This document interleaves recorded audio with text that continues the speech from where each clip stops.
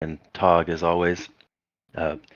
So today we're just going to kind of have a nice chat, support to support, kind of just see what the day-to-days are like, see what is going on at Ledger, maybe get a couple interesting stories out of you guys, and we'll go from there.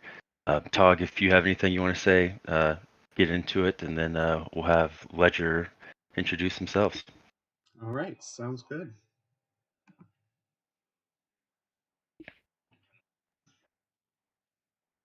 Yeah, so Tot Person, if you can just start, kind of just give us, background intro into crypto. So if you and Steve want to start there, and then we'll move on to kind of what brought you to Ledger and go forth. Sure, yeah. So Top Person, you can also call me Ben. Either one works. I got into crypto, I guess, relatively recently. 2020 was my first introduction. Started with, the basics like everyone does, trading and stuff like that, but quickly got into staking, and Cosmos Atom was actually the first thing I self-custodied and staked. And it worked out just right that started doing that right around the time of the snapshot for Osmosis. So my foray into more advanced crypto stuff, DeFi and things like that, was actually the Osmosis airdrop and all of the madness that ensued in the Cosmos ecosystem with airdrops after that. And yeah, it's been kind of a wild ride. It's gone fast, but learned a lot. In no small part thanks to the Osmosis community. So that's why I'm particularly excited to be here today talking. It's kind of a community that's near and dear to my heart. So Yeah, as a fellow Osmonaut, I'd love to hear it. Steve, if we can get a little intro from you as well, that'd be great. Yeah, of course. I think I was like exposed to crypto around 2016.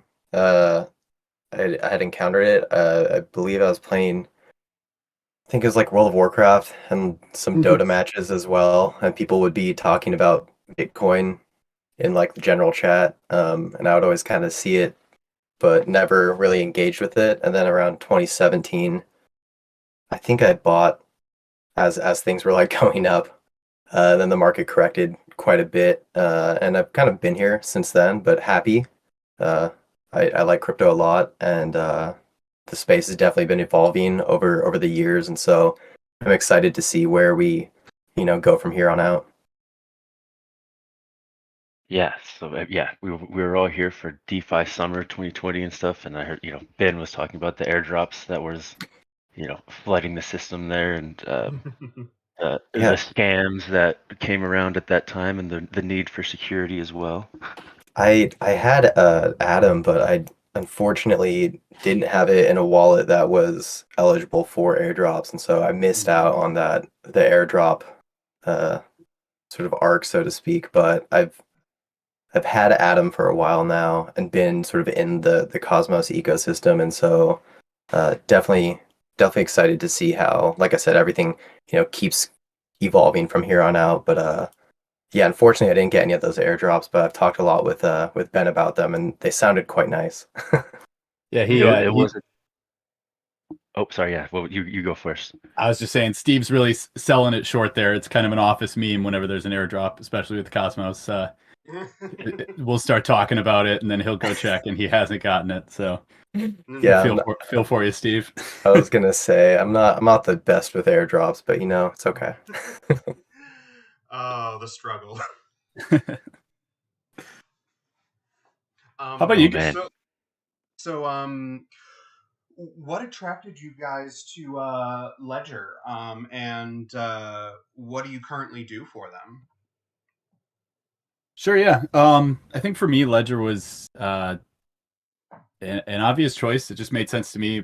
Self-custody and secure custody goes hand in hand with sort of the whole crypto ethos. If you're not self-custodying in one form or another, you're not really doing it, in my opinion. And so, I was looking for jobs. I saw an opportunity open at Ledger. And this is weird, I know I'm kind of standing you guys pretty hard, but like I had dealt with OSL, especially on the sub, and received very good support, and seeing how like cool it is to have a community around people that are supporting people well. Big shout out to Arc and Worker Bee especially. But Hey, yeah. that was kind of one of those things. Also, Kraken has surprisingly good support. Yeah. I dealt with these support communities before, and just been like, oh, this is kind of a sick thing to get to work with crypto and help people, and so that inspired me to apply for the job, and ultimately now I'm here at Ledger, also working in support, doing like sort of advanced tech support escalations and stuff like that. Yeah, for me I was just kind of doing a lot of DeFi, like you mentioned, 2020 DeFi summer. I was doing a lot of DeFi activity on Polygon specifically, just a lot of like yield farming. Nothing too crazy though. It was just mainly like on like Aave and Curve, just doing, like I said, liquidity mining, very, very safely with like little to no impermanent loss. And then I started realizing, oh, there's more options out there. I can try some other interesting, places to, rotate my funds to. So yeah, as time went on, I got more engaged with crypto, and then eventually was looking for some work. Saw this position as a customer support specialist, and like Ben said, it was just sort of like this dream of like, oh, that's really cool. I get to work for an actual company, in the crypto space, and they have a track record, and just reaching out to them, applying, getting some responses, and being like, whoa, this is really cool. And then eventually signing some papers, working for them, and since then it's been, like I said, sort of the dream. So I'm very, very happy to be here. And I mean, like Ben said, if you're not truly self-custodying your assets, I guess you would have crypto, but I would be afraid to say that it's true self-custody, it's true crypto, unless you yourself hold your own keys. And so it's particularly nice to be working for a company that puts emphasis on self-custody and users actually owning their private keys so that they always have access to their assets. That's absolutely amazing to hear. Both of you sound very, very passionate with the space that you are in, which is always lovely to hear, especially when you think of Ledger. Like everyone, if you understand crypto beyond, just going to a centralized exchange, then you know of Ledger. You know of the company itself. So hearing you guys talk so highly about the company with good regard to help people is great. Especially you're talking to an audience of Osmosis community members who are very used to community-based support for the community by the community and trying to navigate all of the intricacies of that. So, if you don't mind me, I want to ask an additional question. What were your backgrounds before this position or before in crypto? If you want to explain, you don't have to, but did you have transferable skills, or was it something you had to learn? You had to learn as you go, sort of idea. Yeah, sure. I actually had been teaching English overseas, and before that, I was a coach. So not necessarily the most tech adjacent place to be by any means. But especially with support, I have found that like a lot of the same underlying skills of being able to sort of explain topics in different ways and deliver information to people, that does transfer over from both coaching and teaching. And so that merged with my hobby and kind of obsession with crypto and DeFi stuff ever since I got into it. It positioned me well, but also, Ledger did provide me a very cool opportunity to get formally involved in this space. So yeah. Nice. Yeah, for me, I was sort of doing some service industry work and working for sort of a couple different odd jobs, especially when COVID hit in 2020. But prior to that and sort of during that, I was actually working as an audio engineer. Okay. So doing recording artists in a studio, a local studio, and mixing, mastering, doing a lot of sort of post-production work. So it felt really nice to, I don't know, be working at a computer and then, you know, sort of it on the sidelines was doing crypto as like my own like little personal thing. I don't even think I don't know if I'd even like told my family. Right. It was like, oh, I'm like casually buying a little bit of crypto here and there, but I'm afraid to tell my family because I don't want them Right. to, freak out and discourage me or anything. And then, Mm-hmm. one day it was like my family was messaging me like, hey, at Christmas or Thanksgiving, you mentioned this. Are you still, into this? And it was like, oh, I actually am. So yeah, it's a different switch from, doing like audio engineer work, sort of to working in the crypto space, but it's still nice because I get to sit in a comfy chair at a computer and, really hone in on the screen. A little bit more on that though. I think it does speak to, you mentioned, that we're passionate. I get the sense that you guys are also very passionate about what you do. And that kind of speaks to what I love most about the ethos, right? Like, and especially our manager, Kyle, the guy that kind of runs our office, he really looked for passionate people, right? Passionate support people, like you guys have in this community, are sort of the bread and butter of good support. People that actually care about what they're interacting with and what their customers or people are working with. Yeah, That's I mean, I was gonna say that's a really good point too as well, Ben. I definitely when I had talked with Kyle initially, I think he was like, I can tell you're really excited about crypto, and it was during like DeFi summer. I'm pretty sure I was like, yeah, man, this is amazing. Like there's right. liquidity everywhere, man. Everyone's buying everything. Maybe it's Yeah. fake liquidity. I don't know. Who knows? Yeah. The good old days. No, I just have Yeah. fun mining.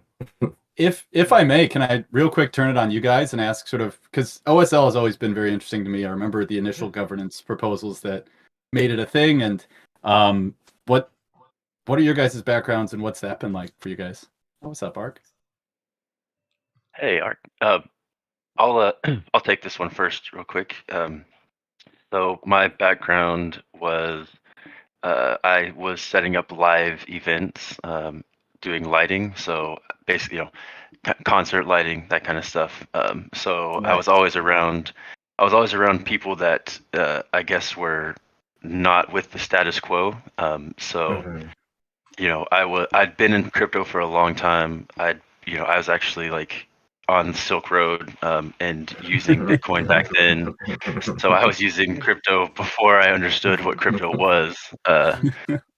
So I'd been around it for a while. Once I got into the lighting world, I was exposed to people that were actually like mining and doing real things with Ethereum, and that was my Mm. first kind of exposure about 2015 to people like really getting in and starting to try to do this mining thing. I'd met some people that had home miners, so yeah, I just started on that for a little bit.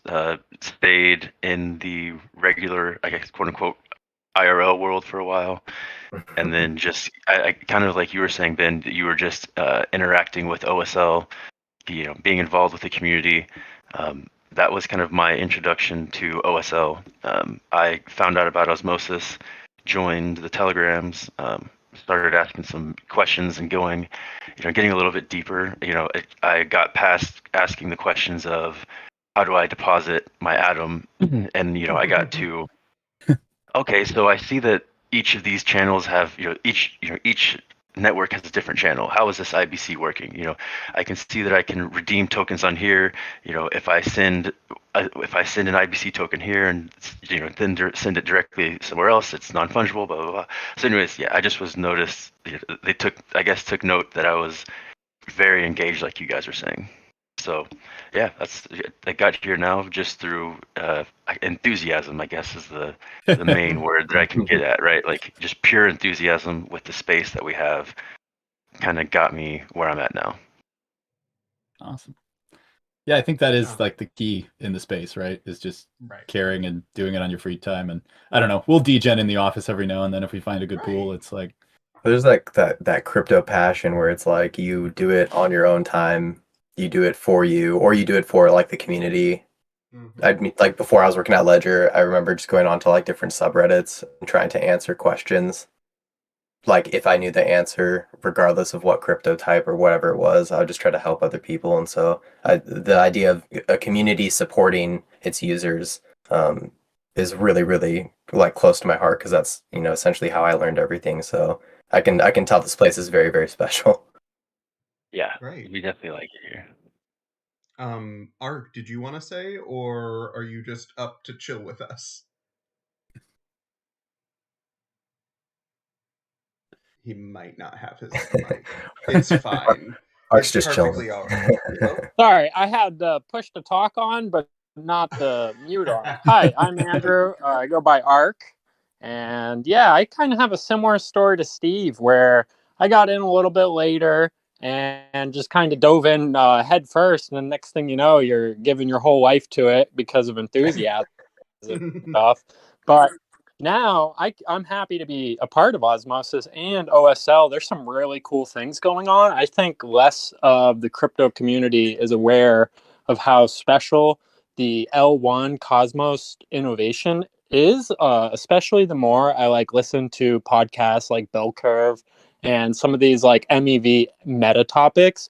Osmosis is like ahead of the pack because they don't even realize we're planning to be dealing with these at an architectural level. But back to myself, I got onboarded kind of through a formal offering on the subreddit Osmosis Lab, where we kind of connected. This is how Ben found OSL to reach out, and we're now here on a Discord that is very fun. I love listening to these Today I Learned. So thank you, Water Spinner and Toggle. Now, I'd say what's the cool part is we're getting to this level where we've gone from enthusiastic community members to actually helping advance not just the community, but the technology underneath the community. And some of these tools include things like cold chains, multi-sig signing tool, and other things such as the advancements to the Git books that the Osmosis Foundation is doing. They're making it very easy for people to start developing, which is it's changing the shape of support. We need to not only be able to support users, but be able to support junior devs and people who are trying to build on Osmosis. So I think that the one thing I'm really curious to hear is if you guys feel the same way at Ledger Support, where you're almost like getting an on-the-job education while you're also like working. Do you guys feel that you're advancing yourselves technologically just for blockchain? For me personally, absolutely. I've definitely learned a lot about different networks, different aspects of each, you know, unique network, sort of the niche cases that certain ecosystems will have versus others. And it would definitely be a fallacy to say that, you know, I'm not learning something new, like literally every single day.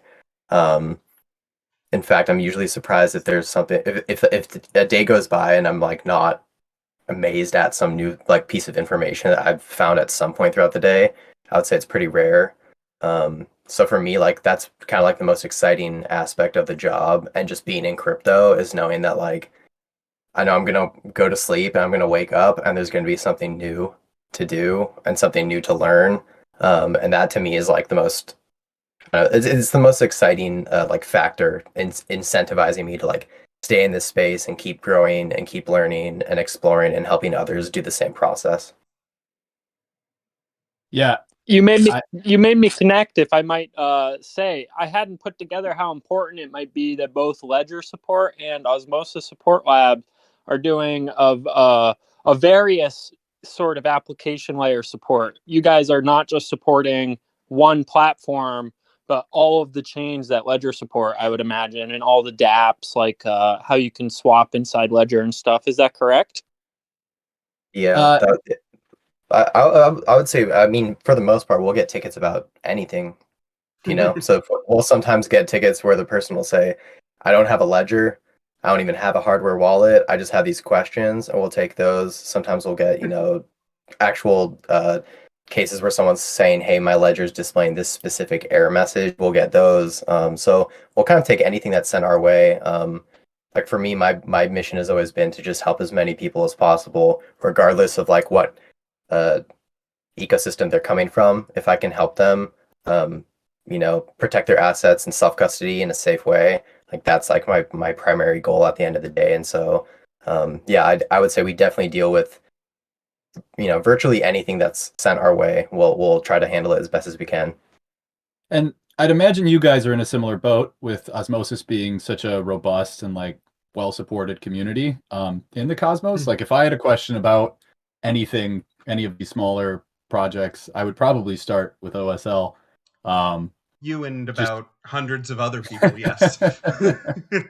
Yeah, it is not a day goes by that we don't get a question where it's like, are we supposed to know the answer? And I think we pride ourselves, and I'm sure you guys do too, in being able to find those answers. And I'm very grateful, like going back to the way our leaders operate is like, we're given the leeway to support people beyond just ledger products, right? Like people coming with questions and saying, I don't own a ledger, but I have this question. I don't know who to turn to. And I'd imagine you guys do the same. And I think that's sort of the most crypto ethos, like altruistic sort of common good approach. And I'm happy to be part of that. Yeah. Sorry, you take it away, Tog. No, it's all right. I just wanted to say, like, it's really that kind of ethos and mentality that is really important in this space. While we all know that on a financial level, crypto is recreating capitalism in a fun, new, technologically fancy way. However, the important bit is I like to compare it. I'm not sure how old you guys are. I just turned 30 this year. So I am a millennial. I ruined every industry. However, That's not true. true, not, I get you. But half and half. the thing is I compare this to what I can remember of the .com bubble and boom. I won't say that there's necessarily a crash coming. I feel that this market is that, but that's due to macro conditions as opposed to the technology itself, let's say. Being in the Cosmos, you're very familiar with it. There tends to be a decent amount of drama, so that's always fun. However, with being on the OSL, it's really important that we have these learning experiences every day, and I think the passion of those people who have that thing inside them that's just always a lifelong learner, that is okay with learning about something, that wants to investigate something, that may or may not spend their off time going down a wiki hole, just in the name of either discovering yourself or for helping somebody on the other end of a chat widget. And I think that that's kind of where the passion comes from. Me personally, I got started in Osmosis and most of crypto about a year ago now. And I didn't join Osmosis until literally during the Terra crash.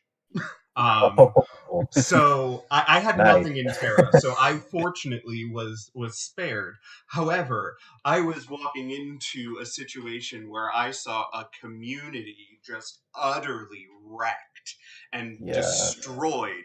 But what got me to actually start interacting wasn't that. That I obviously felt for as another human being to other human beings who understand what financial investment is. But what I saw was the reaction of the OSL trying to manage a whole bunch of emotions from all walks of life here in the Discord. And then on top of that, on the governance forums, how sure, there was a lot of heated discussion, but I would say that while it was heated and pointed at times, it was still relatively respectful and more action oriented on how do we solve this right now. No name calling, no whatever. We just need to solve this to stop the flow, basically. Yeah.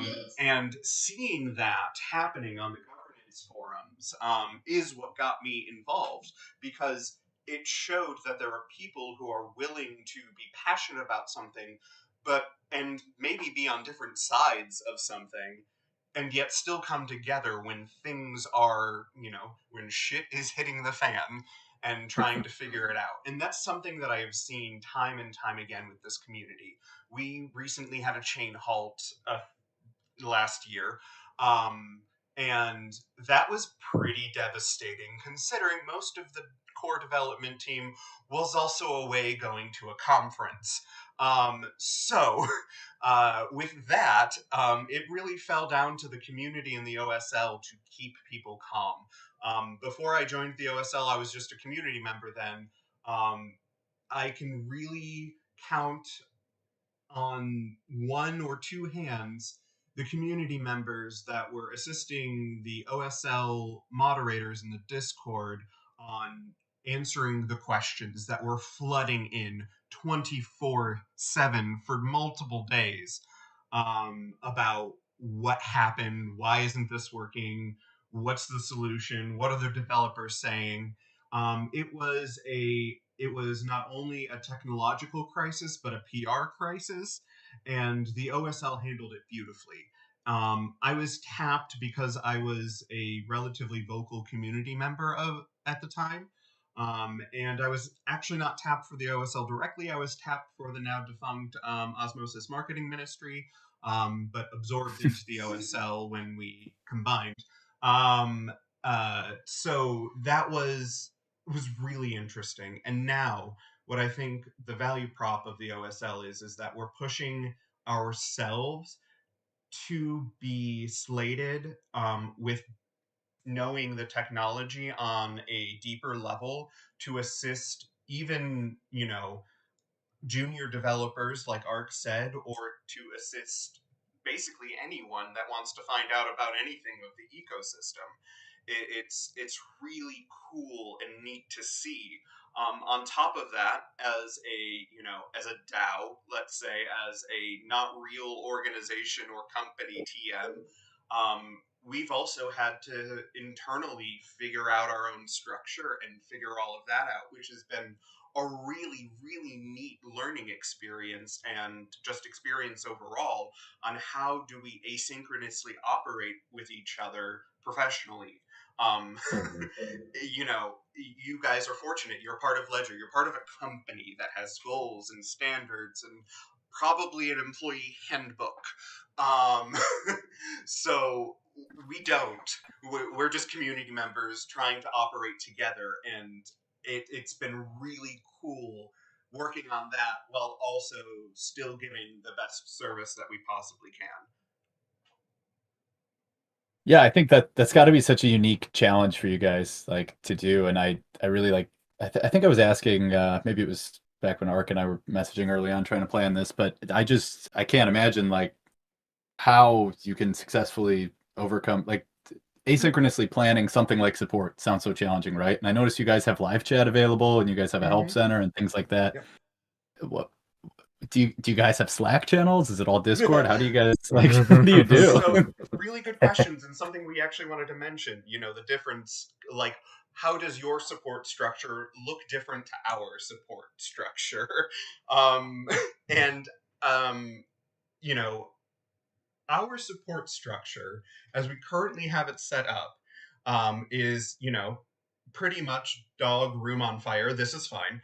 But for the most part, we have basically a back channel Discord for the OSL, that we utilize for kind of things that need to stick or easily referable, or things that we as a group need to vote on, because we don't have like a manager type position. We just recently restructured, and we have coordinators now. So for instance, I'm the the marketing community engagement type coordinator. then we have Cold Chain, who's in the audience. He is our tooling coordinator. And then we have Rose, who is normally on Telegram, or who started with Telegram support, who does the actual support kind of pillaring coordinator role. And essentially, have the Discord and a admin Telegram chat, and we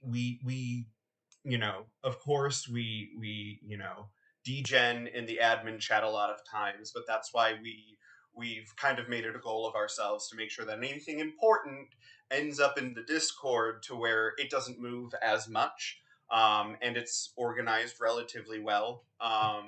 I have to thank Moons if he's around. I think he's off. But yeah, Pickle, if you want to ask questions at any time, interrupt us. We will get to them. And basically, it's very, very, we've called it a blob. We hold each other accountable. That was a major discussion over the last couple of months by way of essentially voting. Essentially, we are making an equivalency schedule to try and compare tasks to hours to try and make it easier for our community to understand what kind of work we're doing. Because while you guys, I'm sure, are beholden to your manager and what your manager says and everything, we're beholden to the community. And in the past, we have not had the best way of communicating how they see the results, but not necessarily the how. And at this point, they're ready to start seeing the how. And the Constitution is one of our big steps. We basically sat down for an entire week and hammered out an internal guiding principle Constitution document. So, really quickly, how does that compare to your structure? Steve, you got it, or?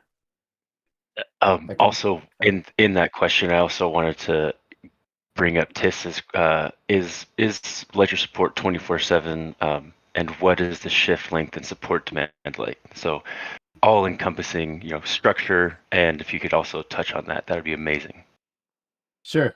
Real quick to the 24/7. Currently, we are just in the office and at our computers weekdays, 9 to 5. We do have 2 locations, so accessibility. Generally, if you're trying to get a hold of us on a live chat, you'll want to do that during the week. We don't have specific hours posted for that, but we try to cover daytime, European, and US time. Nothing on the weekends yet, but we are working to expand and make sure we have maximal coverage there. Steven, do you want to speak to how we organize, or? Yeah, I think I don't know, I think it's really admirable, like you guys were talking about, a community that supports itself, and you have people really working with each other in this, I don't know, a space where you really need to rely on sort of what we've been talking about, this passion or this sort of like underlying enthusiasm for the space. And I think being able to meet in a physical location and actually meeting with other people and working with them it's just very different than working sort of in a like trustless decentralized manner, like if you're truly working like through a DAO structure. So I think that's just really, really cool that you guys have been able to create this space and have it structured in a way where you can be working technically in different places, but be aligned on the same page and work towards those same common goals. And having worked in industries where I would maybe be mixing or mastering for like a client or working on a song, and I wouldn't actually meet the client face to face in person. So being able to compare that to meeting with Ben in the office, meeting other people in the office, working with them, and then working from home occasionally. It's very different, and so I definitely think it's pretty incredible that there are places where people can come together and truly rely on each other and work towards a common goal. And I think it may have been Osmosis saying earlier that, sometimes in these spaces there can be a little bit of drama. But that being said, seeing how far I think just crypto's come in general in the past, 5 years plus, it's a testament to, people really can get together and find a common ground to, work towards, for the sake of everyone having like a better quality of life or just, better experiences. So that's something that I think is really, really special, specifically as well in the Cosmos ecosystem, just because everything is sort of built around uh, connecting like everyone else to each other. I think that that's one of the first things that I initially really liked when I got into or I first learned about the Cosmos ecosystem was, okay, this idea of interconnectivity and how do we get all these people from these different ecosystems sort of on the same page with each other. So that to me personally, that's like the most special part is just the fact that it seems like you guys have been able to come together and really be like the glue for a lot of different, you know, networks or different spaces that are trying to connect and find a common ground to meet on. I'm glad that you feel that way about OSL. Our mission is to possibly become an interchain support lab, but by first proving that we can do so strongly from osmosis and from an osmosis centric position first. One thing that I heard listening that made me curious was you guys touched upon something, and we were talking in the chat about coin types, and it made me want to ask how you guys handle support issue escalation, and where is the line drawn sort of between your guys' front line of support and the second line where the devs might start diving into bugs and just sort of the differences between what your guys' customer support technicians have as responsibilities, and then maybe like the junior devs that work for the customer support team. And if you'd like, we could also start off about OSL and how that kind of works. As a DAO, it's a lot more fluid. We really are given our own sort of responsibility to not only try to solve the problem, but determine if the problem needs to be escalated to the core devs of Osmosis.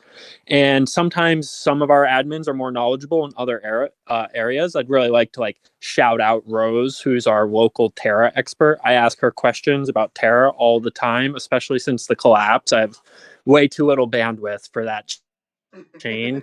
So there's yeah, I'm sure we can all laugh about that. But there's really areas of expertise that you can't just graft over somebody's skills, especially in a really broad industry like crypto. So just kind of curious to hear your guys's first and second line of defense, and if you guys are in close relationships with any technical assistant teams. Yeah, I'm happy to speak to that. So within our support teams, like within the CS department itself, there's a lot of different expertise. If I have a Monero question, I'm going to Steven. Steven knows a lot about that. People tend to come to me with Polkadot questions and Cosmos questions, things like that. But it is very sort of lateral peer-to-peer because we have people that know more about certain things. We do our best to share that knowledge and document it when we can, but that's sort of the first line, right? If you don't know something, you tap someone next to you. Maybe they know it. We've got Slack and stuff like that. But then ultimately, if it's a bug with our product or something that we cannot solve through our standard troubleshooting steps, then we have an escalation process where we'll raise a ticket with the devs and they'll look into it.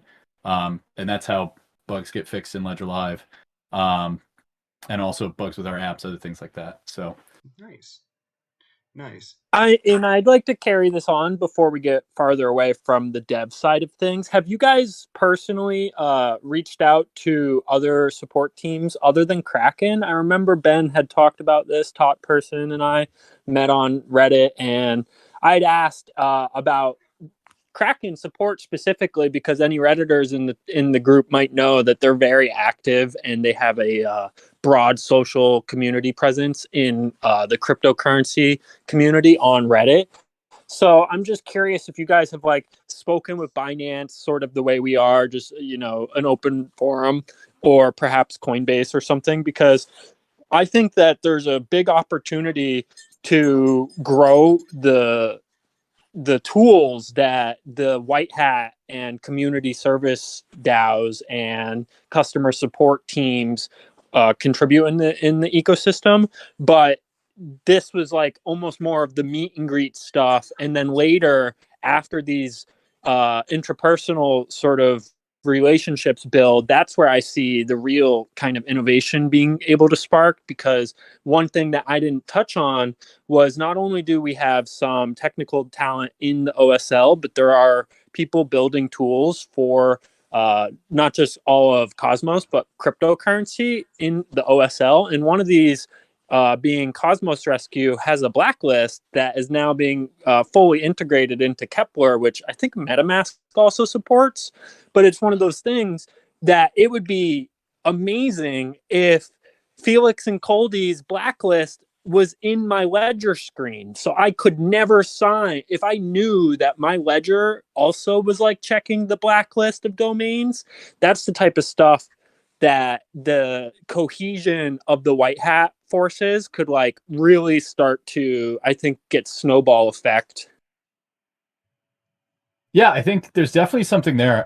With respect to like support interactions, I had spoken about Kraken a bit. We don't have like a direct contact with them. I admire sort of the way they support communities. But I think on the one hand, there's a space for this sort of peer-to-peer support interaction, right? Like even yesterday, you might have seen in the chat that we all have together, where Worker Bee reported that bug in Ledger Live that we hadn't come across yet. I was able to report that, and that just makes everyone's experience better, right? Things get where they need to be faster. In terms of like dev relations and stuff like that, the blacklist you're talking about is something that could definitely be shared with our developers. I know we have like dev relation teams that work closely with Cosmos, but getting that integrated into our apps would go through that channel more. And I know those channels do exist. I'm not sure the extent to which those relationships are leveraged. That's kind of beyond my scope. Right. That's the other thing, is like I completely understand that level of that restriction of scope, you know. But I also understand, like, from our perspective, because we don't have that nitty gritty scope, or that very that ladder to actually go up. We literally have like our main product, let's say, is the Osmosis front end, because that's how most people utilize Osmosis. Where the OSL itself is actually in the process of developing our own alternative front end, yet that takes time. And we're also trying to learn from the consistent issues, I might say, that the foundational front end might have regularly, and looking at ways to avoid them. So in terms of scope, our scope was broadened very, very recently, to include things to that nature. But I think, to your point, Steve, I believe that leveraging the community organizations, and to Ark's point, leveraging the community organizations to talk to the how would I put it, like the fiat, or the normal corporations and entities in our space, and getting them to actually talk one-on-one, as as a way of interaction, understanding, and also better sourcing of, let's say, surveying or experience data, is probably something that is still fairly novel in this space, just because it's people don't realize that degens are in every level of this space. You will always be able to find something to talk about with somebody who works at Ledger, and or at, let's say, OpenSea, or at Coinbase. People don't get into the general crypto job space without having some kind of passion for the underlying technology, or the idea, or the vibe, or something to that sense. I mean, no one is anyone in crypto understands that they could lose money at any time if they invest, right? So we have to rely on a different sense of being in the space, but it ties us closer to passion, Yeah. No, I think that's exactly right. Right. Like pretty much everyone. I had the privilege of going to Cosmoverse in Medellin. I don't know if any of you guys were there, but it was the same yeah, I thing was where there at the Osmo were you there? booth. Yeah, Okay. yeah, I was at the Osmo booth. Yeah. I think we might have met. I came by trying to get some of those Red Bulls, and I think you guys were out. Oh, I think we yeah. might have met. That's like the best we crypto thing. we definitely did. We definitely did meet, and those Red Bulls were a hit. And yeah, it was that was yeah. Definitely. Sorry if I don't remember exactly, but yeah, I'm No, sure we did. I met you're you. good. I shook hands with everyone there, I think. Yeah. It's a busy couple of days, but yeah, that was my first crypto event IRL, and it was like, yeah, everybody has some shared experience. Obviously, it's a Cosmos event, so a little more refined in terms of common ground, but I think that is something that there's untapped value there. That is kind of what you're speaking to, right? It's like there's this ability to relate to people in the space, and especially in the support space, there's ways that we can network better. And I think you guys are in a really cool position to take part in that, because like you said, like we're kind of, as a corporate team, I can't just go rogue and start like, hey, I got this buddy at Coinbase and we're doing support stuff, but you guys have that freedom. So Meanwhile, we can. yeah, you guys can, which Yeah. is sick. Oh yeah, I was gonna say it's really, really cool. This was something I stressed about getting right, and I'm glad that we took it to Today I Learned in Discord, because I just didn't trust that we weren't gonna have like one or two listeners at Reddit, and at least this gets recorded. I know how hard things are to record on Reddit, but if I may just kind of move the convo back towards the Ledger and OSL dynamic, were there any topics that we didn't hit on the punch list we had, Water Spinner? We definitely we got chatty, it seems like. Sorry, go ahead, Spinner. I thought, well, one of the things I wanted to touch on just on the chattiness was how striking. I think we are a lot similar in character than we all might have realized, and by like maybe natural selection, that was how we all ended up in these positions, as highly enthusiastic, also very altruistic, very focused on the user experience, and these sort of these personality traits might actually be what brought us all to the positions that we're in. And I thought that was kind of a really cool self-reflection to have, where I was listening to everyone's stories and kind of hearing a bit of myself in them. Mm-hmm. Yeah. I wanted to quickly touch on, sorry, Water Spinner. I just wanted to quickly touch on a couple of questions I saw come up in chat. Pickle asks, do protocols have to specifically support Ledger? I'm kind of going to expand that with, could you give a basic overview of how a protocol could support a Ledger without necessarily having to go through the process to develop, say, an app for Ledger? Or if you can't answer that, just how can what does supporting a Ledger mean to a protocol? Sure. I'm happy. I appreciate you refining the question, because it gets bigger, and I saw that in the chat, and I was going to kind of touch on the bigger side of things. But generally speaking, right, a Ledger device and our whole suite of things allows you to produce a signature from a private key derived from a recovery phrase offline, right? So what support for a chain means really is having an app on the Nano that can produce a valid signature, right? So those apps themselves are typically developed by whatever community it is. So There are other ones that are contracted out. Cosmos, for example, is by Zondex, which is a third party that builds a bunch of nano apps. But if you go and spool up a chain on your own stack today, and you wanted it to be supported by Ledger, then you would have to use all of our open source tooling to develop an app, submit it to Ledger, and then we have a team of white hat hackers in-house that they're called the Donjon. We've got a lot of really cool content. They're kind of a open secret, but they'll basically go through line by line, audit the app, make sure we're cool with it, and then it gets published to our app manager. Mm-hmm. Ways to be supported without having to submit an app. Cosmos is a great example. So because, as you guys were kind of talking about in the chat, is that 44.118 derivation path. And as such, like, there's all kinds of different chains that I can sign with my ledger that maybe don't appear in Ledger Live, our software, but can be signed with the Atom app. Kepler's a great tool for this, right? I love Kepler. It's probably my favorite extension wallet out there. But because it uses the same like signature scheme, you can create a valid signature and submit it on different chains in the Cosmos ecosystem.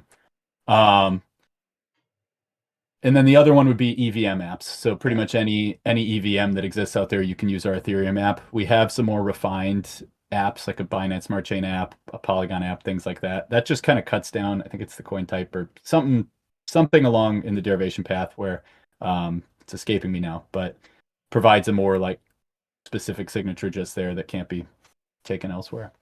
And also in downloading the app for your ledger also splits out that specific, like, let's say it's an EVM chain, that specific EVM chain and those native assets, so that way you can actually see, you know, Ethereum proper, but then also say Polygon or AVAX C chain or whatever.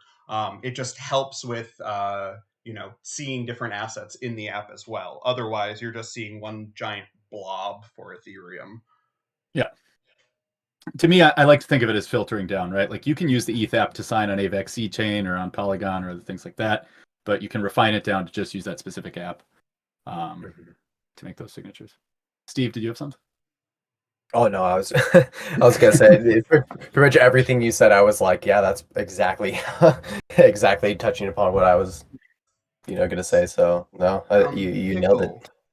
Pickle, to answer your question, not necessarily. It depends on the Cosmos ecosystem app chain and the div path that they choose to use for their coin type. Sounds complicated, but let's take Bitsong, for example. Bitsong naturally has a different coin type than, let's say, Osmosis or Atom. However, Bitsong also supports the other coin type. It's very, very strange because essentially the div path tells the blockchain how to generate your address, which means you could have a Bitsong address with two different div paths, and they're two separate accounts completely, and you have to interact with them slightly differently.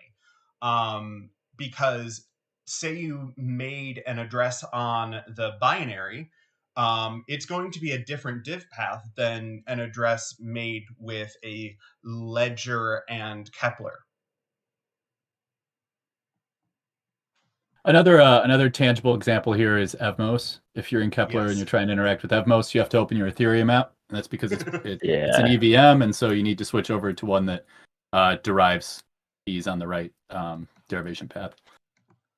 But yeah, there's a lot of really cool derivation stuff in Cosmos. I know because Kava also has an EVM, but then you don't need the ETH app for that. Isn't that right? Yeah, because they're connected to Binance Smart Chain in some way. Okay. Gotcha. Yeah, they're very strange. There's a lot of Evmos, let's call them forks, appearing out of thin air as well. So Oh, really? chances are they would have to utilize the Ethereum app as well if you wanted to interact with their EVM side. I think one of them Arc, correct me if I'm wrong, but it might be the Irritable protocol or Acre chain. Yeah, arable. Yeah, Arable. Arable. Arable. They have the ARUSD stable thing.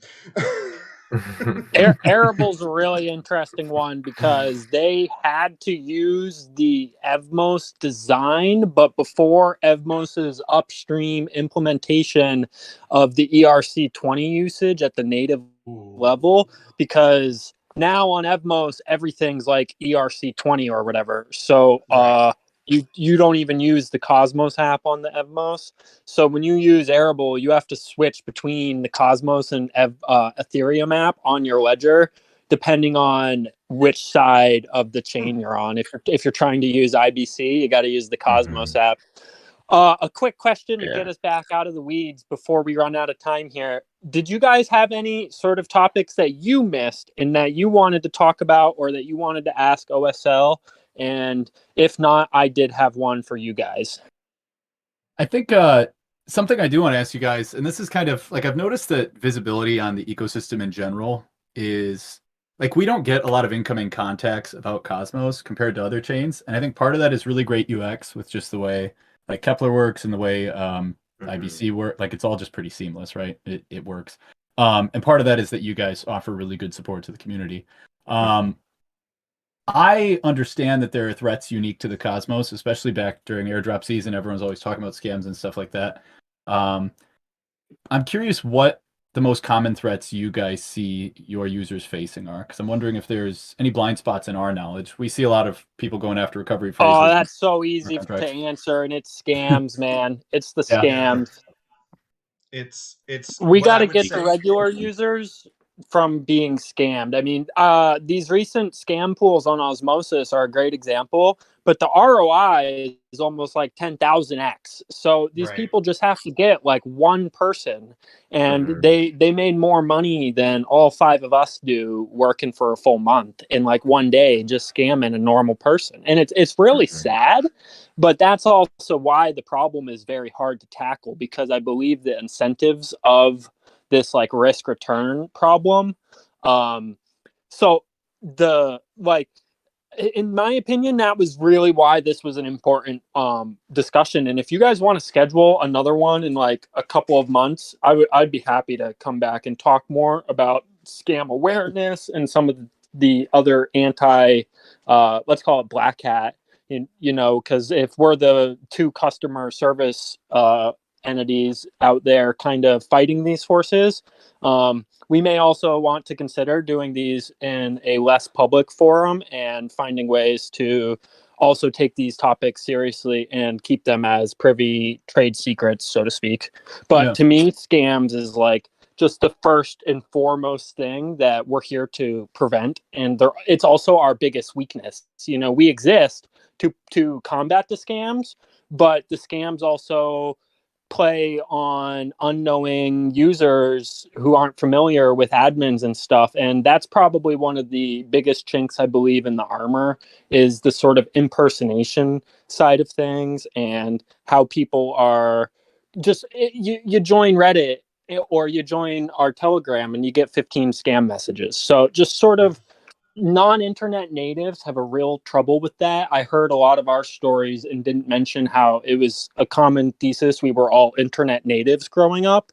So I believe that was what led us to sort of not being scam victims and therefore being able to help people not get scammed. But some of these people who didn't grow up playing video games might not understand you can't like just give your seed phrase away or something. And I think part of the challenge comes from not only a lack of user education, but also this like reverse engineering of our societal norms. Because if the community expect people to self-custody, then at the same time, there's also this sort of self-realization that we're expecting society to have a level of responsibility that never was had before. And if people aren't responsible, dangerous things can happen, like losing your life savings to like a scammer or a wallet hack or something.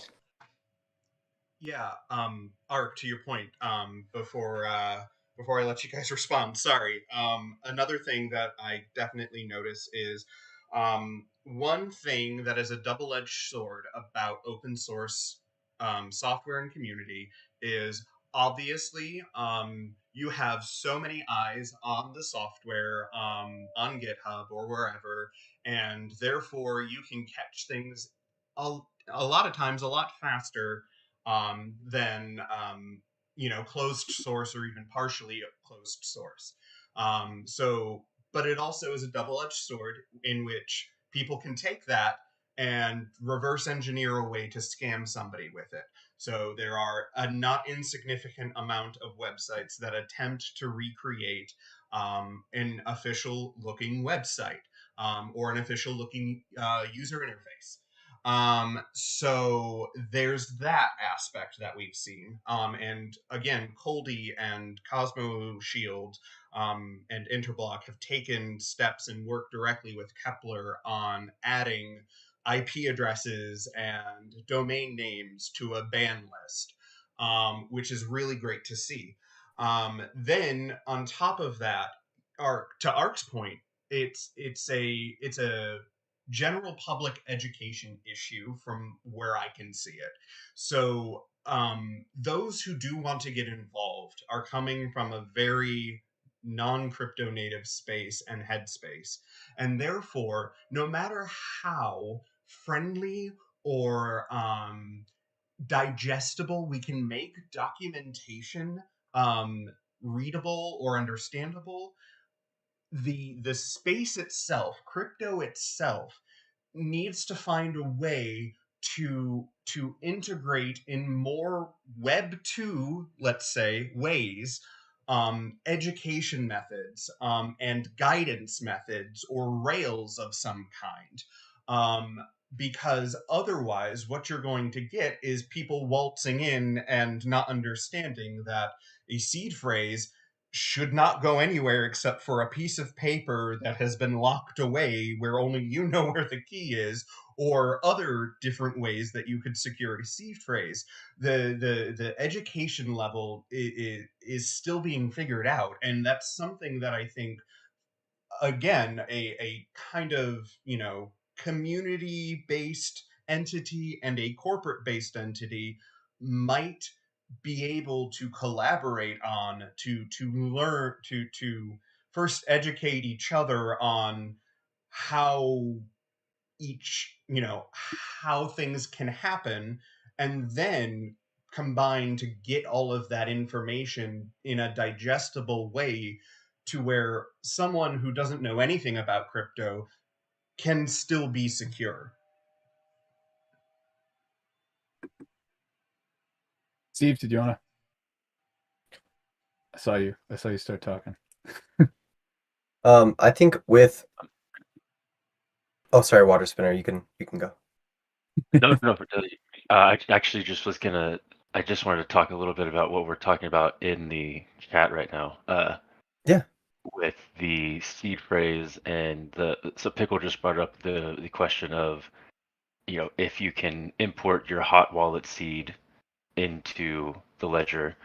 And I wanted to see if you could talk a little more as to why that doesn't add a security benefit. Yeah, of course. So this is actually especially relevant to Cosmos users. I know I had an issue because I had obviously staked a lot of things in a hot wallet before I got a ledger. And it is a pain in the butt to have to unbond things just to make them more secure. So when you generate we'll call it a seed because that's what you've called it, but we call it 24-word recovery phrase. In the case of Kepler, I believe the default is 12. That mnemonic phrase, when that is generated, where it is generated is very important. And so when you generate in Kepler, it's generated in software. That software is fundamentally at some level exposed to the internet. It is very secure. As far as I know, there haven't been any issues with Kepler, I hope, because I've got things in Kepler hot wallets. Right. But fundamentally, right, that being exposed to the internet, it introduces some element of additional risk. And I don't know much about Kepler's actual RNG or how they generate recovery phrases. What Ledger does is it uses totally offline on the hardware, it uses RNG that samples multiple different sources of entropy. It's the highest rated RNG you can get with certification, and it generates a random string of data, which is your seed phrase, your 24-word recovery phrase. Does that offline and in a way where it is never exposed to the internet in the slightest degree. So it stays within the device's secure element, which is our chip, at all times.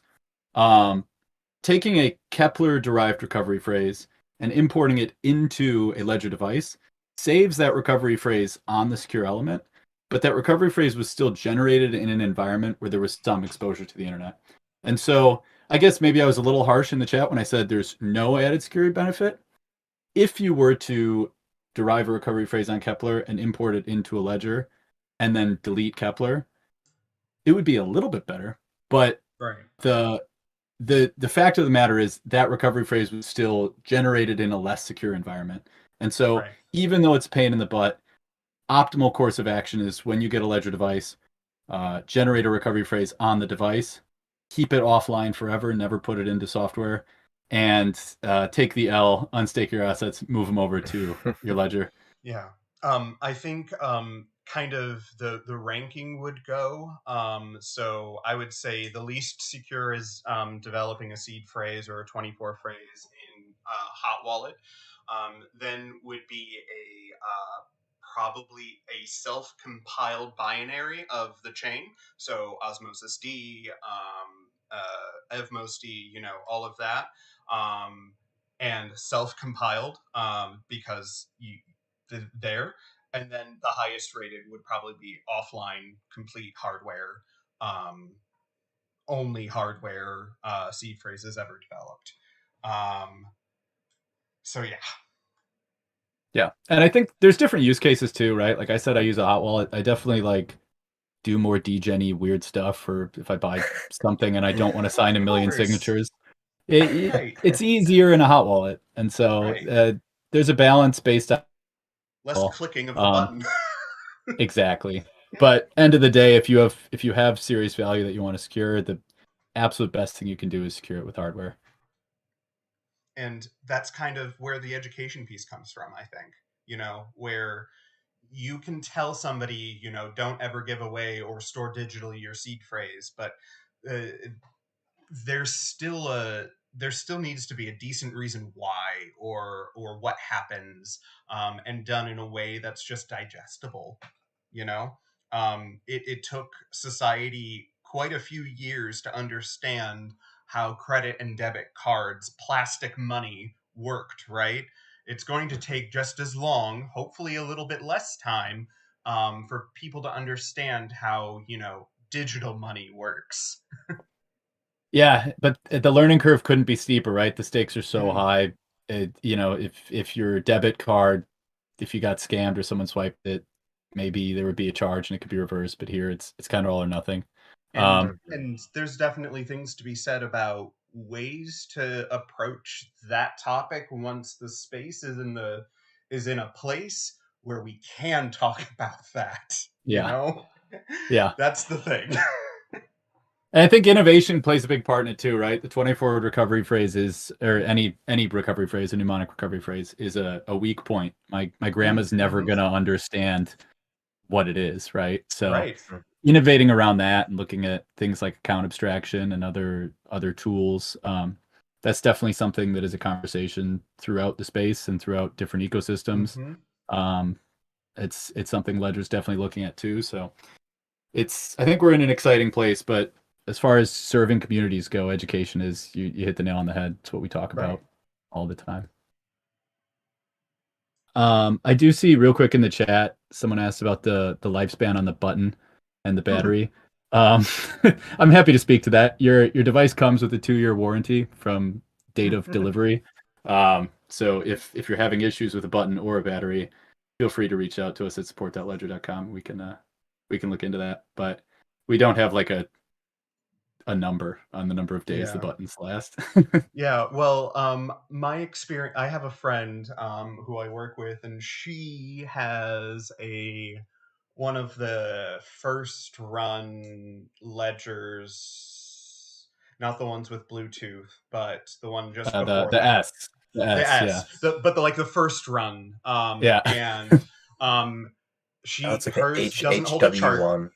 Yeah, doesn't hold a charge anymore. Will only work kind of if plugged in. And she just recently got a new one, and it's night and day. And then what's interesting, so really quickly before we have to really go, can you have multiple can you have multiple wallets, aka multiple seed phrases, I'm guessing, on a ledger? And then could you answer the security risk, let's say, of the Bluetooth version of a ledger and the only plug-in version of a ledger? Sure. Steve, which one do you want? I could we can talk about the first one, talk about several wallets. Your ledger device is, I like to think of it as like a purpose-built, just a little computer with it is, its sole intention is to essentially generate your 24-word recovery phrase and then allow you to confirm transactions using the hardware wallet itself.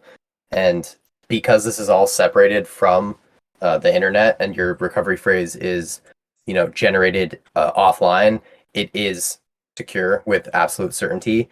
So technically, you could create a 24-word recovery phrase with your ledger device and then just reset it and create another 24-word recovery phrase, reset it again, create a third one. All three of these are valid. They're separate. And so you'll definitely want to take that into account when you're managing your assets and, you recognize, okay, I have funds in one wallet versus another wallet. But in that sense, you could use a singular ledger device to create, virtually infinite amount of separate 24-word recovery phrases, and each of those will uniquely be able to store your funds. So I think, to answer your question, Pickle, you can create separate sets of 24-word recovery phrases, and then each of those can then create separate accounts, and those accounts can create separate addresses, but it's all tied back together to your initial 24-word recovery phrase. So it's really important that, at the time that you first set up your ledger device, when you're given those 24 words, you have to write them down, preferably on paper or metal if possible. And in that case, those 24 words are literally the keys to your crypto. They're the keys to your funds. So you'll want to keep those secure, never stored in any sort of like online or digital format. And as long as it's, kept offline, your assets are absolutely safe. And just to speak to the other side of that, so Steve mentioned mostly like, yes, you can generate all these different recovery phrases, and that would be like different wallets, entirely different. One could be yours, one could be your mom's, one could be your dad's, and they would be separate. And those funds would all be accessed with those unique recovery phrases. If you have multiple Osmosis accounts, maybe one where you just want to stake, one where you want to get in some pools, other things like that, the way that hierarchical derivation works, which is the technology behind like how addresses are derived from your 24 words, it actually allows you to generate an infinite number of infinite with an asterisk, like theoretically infinite. Theoretically, yeah. Number of accounts. Near infinite. Yeah, near infinite. I did air quotes in here, but I'm realizing that I'm just talking, so it doesn't really help. I did too. Right.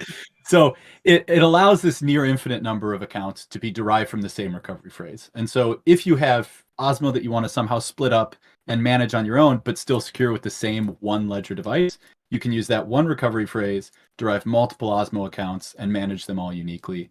But then if that recovery phrase is compromised, then all of those accounts are compromised. Right.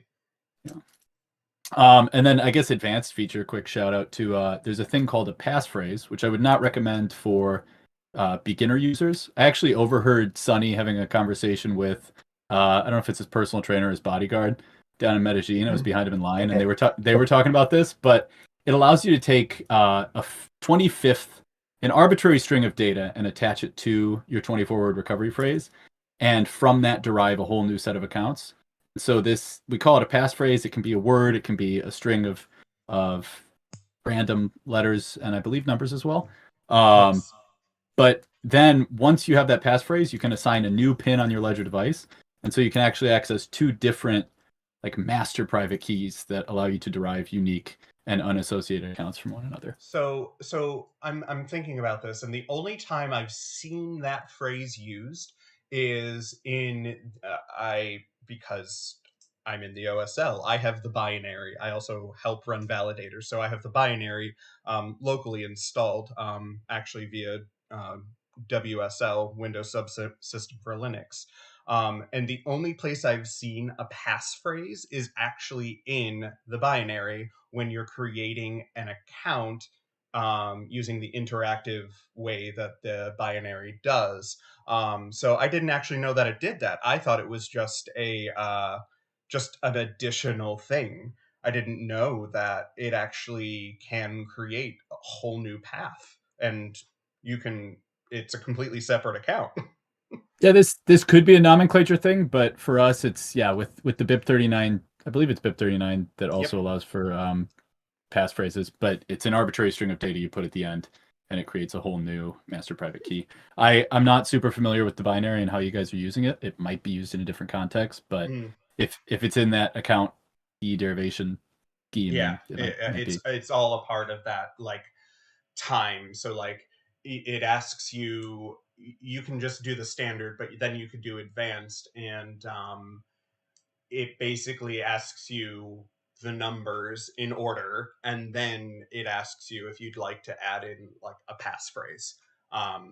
However, they say the default is just hit enter, which means none.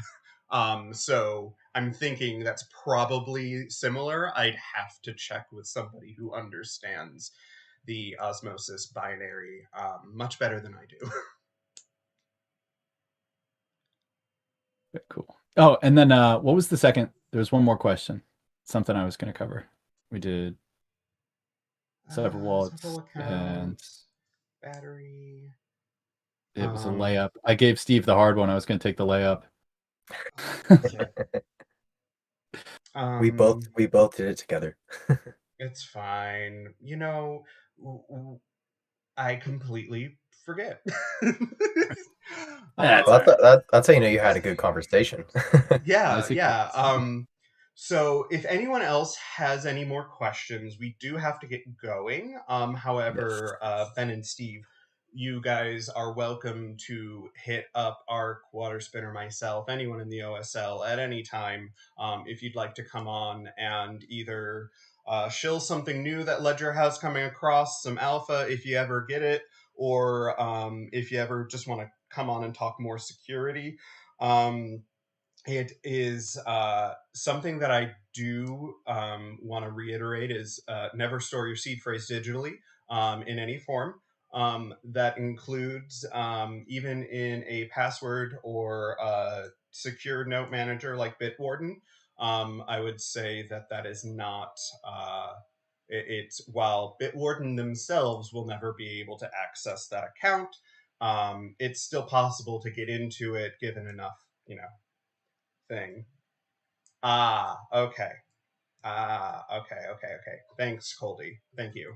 Coldy is the one that actually knows about the binary most. He actually, fun fact, as part of his value proposition to the world, he actually maintains an apt repo.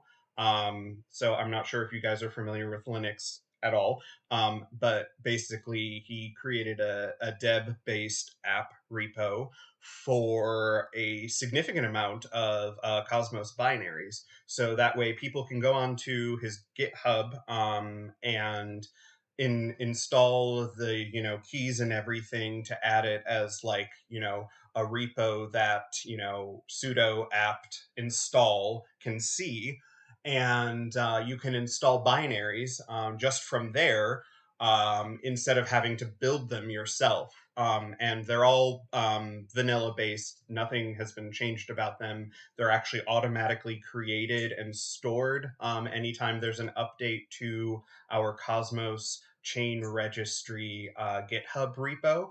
And it's actually really, really nice for people who want to learn about the inner workings, let's say, of Cosmos chains, but are too scared to learn or too nervous to set up and install Go in the correct way and Python in the correct way. So shout out to him for that really quickly. It's really, really nice. Yeah, Pickle, what's up? Yeah. Oh, perfect. There's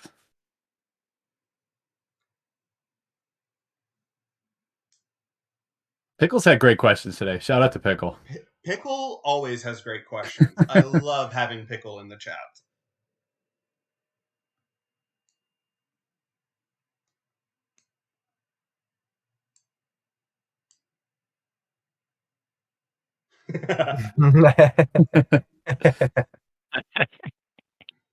Yeah, so for those of you who are unaware, the Ledger Metal 24-word recovery phrase thingy, I think I'll tell marketing to change it to that. Honestly, I like that name better. Metal Full 24 word.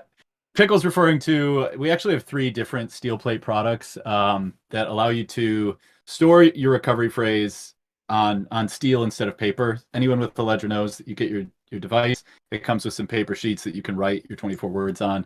If your house burns down, that sheet will probably burn down depending on how you're storing it. So it's actually, it's really slept on. It, on the one hand, the Cryptotag Zeus is a pretty serious piece of metal. It's big. I think it comes with a hammer, which is kind of sick. There's also the Crypto Steel Capsule and the Billfoddle, which are a little bit smaller. All 3 allow you to imprint your, actually just the first 4 letters of your recovery phrase words onto steel plates. And this gives you waterproof, fireproof. I don't know about bulletproof. Someone said that somewhere, but I'd imagine it would still mess things up. A much more not secure, what's the word? A durable way to store your recovery phrase. And so I would actually encourage, most people to look into some form of steel to store your recovery phrase on. We've got great options on our website. There's other great options out there. But yeah, Jazz Banza points out that Jason points out that aluminum knockoffs will melt. So yeah, I've actually seen some aluminum knockoffs melt online. It's kind of sad. Wow. Basically ensure that they are a high quality, I believe a stainless steel or a titanium. They are pricey. If it's within your price range, I would say that it is a investment, let's say, that definitely save for, and don't do anything until you can afford it with it. It's really, really interesting, the amount of safety things that are coming out. I, for one, I believe Ledger just released a screen-based device instead of the tiny, skinny, flippy doodad. Great, I'm giving marketing all these great names. Tiny flippy doody daddy. Oh, I remember. Security of Bluetooth versus plug-in. That was the other question. Yes, perfect. Yes, and yes. Sorry, real quick. Asking about having someone at a metal shop put their 24 words on a sheet. That would involve sharing your 24 words with someone. Don't do that. And then with the steel products, you were mentioning like it's an investment. Ultimately, what I like to say is both with a Ledger device and with any sort of accessory that recovers your seed phrase better. If the value you're securing is greater than that of the device, then it's probably worth it, right? Like, what is it worth to you?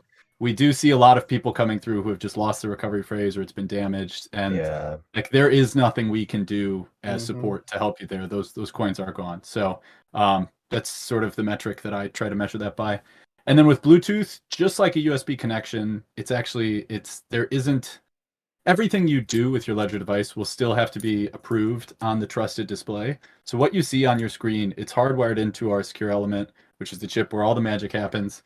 What you see on your Ledger device is what you are approving. So even if Ledger Live is saying one address and you see something different on your Nano, if someone intercepts a Bluetooth signal or a USB signal, ultimately, so long as you verify information on your Ledger device, that is what you're doing. So Bluetooth doesn't introduce it is a different vector of attack. It is no less secure because all the magic happens on the secure element. So what you're saying is, don't do what I know that I'm sure we've all done, and just keep clicking over until you get to approve. I don't want to be a hypocrite here. It's like the So I don't approved know. speed run. Look, Just like click as fast as possible. I will take the heat. Yes, I have definite, especially like or especially in like last year Ethereum time with Polygon. It's output, like the secure device is outputting essentially the full contract in JSON format on this tiny little screen, and you're like, I can't read that. So I think that, I know that Ledger has been working with, basically contract reading to some degree, and being able to present more human readable information as opposed to the raw data hitting the screen. So I definitely love the fact that you guys are doing that. I think that we will find great opportunities moving forward to make sure that the space is as easy as, but more secure than, using a plastic card. Yeah. Eventually. Slowly but surely. Yes. Right. Neuralinked seed phrase. Oh, geez, no. Alrighty. We gotta wrap it up. We have gone 30 minutes over. And I want to thank Steve and Ben again. Thank you so much for coming and talking. We will definitely reach out to you again, I'm sure, in a couple of months, if not sooner, when we want to talk more about security and different techniques. Really quickly, where can people find you if you are present on social media?